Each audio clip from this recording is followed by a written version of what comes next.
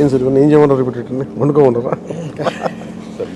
It's amazing. ఇది మీరు పూలు కంటే కూడా ఇది ఇస్తే బెటర్ అని చెప్పేసి నిజంగా ఎవరికొకళ్ళకి ఇవ్వచ్చు సార్, చాలా మందిగా పేదవాళ్ళకి. అనాథాశ్రమాలకి ఇవ్వచ్చు.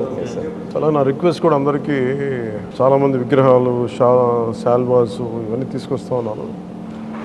వచ్చేవారందరికి కూడా ఒకటి ఏదైనా తీసుకొస్తే టోకెన్స్ భవిష్యత్తులో మన సమీప భవిష్యత్తులో రాబోయే అన్నా క్యాంటీన్స్కి ఏదైనా మీరు కాంట్రిబ్యూషన్ లాగా ఏదైనా అలాంటి టోకెన్స్ అన్నా ఇవ్వండి. వాళ్ళు గివ్ టు గవర్నమెంట్, మన ప్రభుత్వానికి ఇద్దాం. అలాగే మీకు ఏదైనా పర్సనల్గా ఇద్దాం అనుకుంటే ఇలాంటి ఏదైనా ఇవ్వగలిగితే అది నేను అనాథాశ్రమాలకు పంపిస్తాను. అలా కాకుండా ఈ విగ్రహాలు, శాలువాలు ఇవన్నీ నిరుపయోగంగా అయిపోతున్నాయి. ఆ విగ్రహాలకు కూడా ఏం చేయాలో తెలియట్లేదు. అందుకని దయచేసి నా విన్నపం, మా ఎంపీస్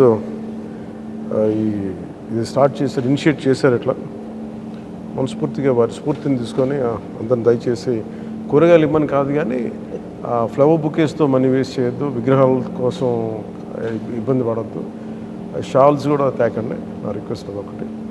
ఏదైనా చేయగలిగితే, నాకు చేయకపోయినా పర్లేదు కానీ అట్లీస్ట్ అది ప్రజలకిను కష్టాలు ఉన్న వాళ్ళకి ఉపయోగపడేలా చేయండి. More than happy for that. Thank you sir, thank you very much.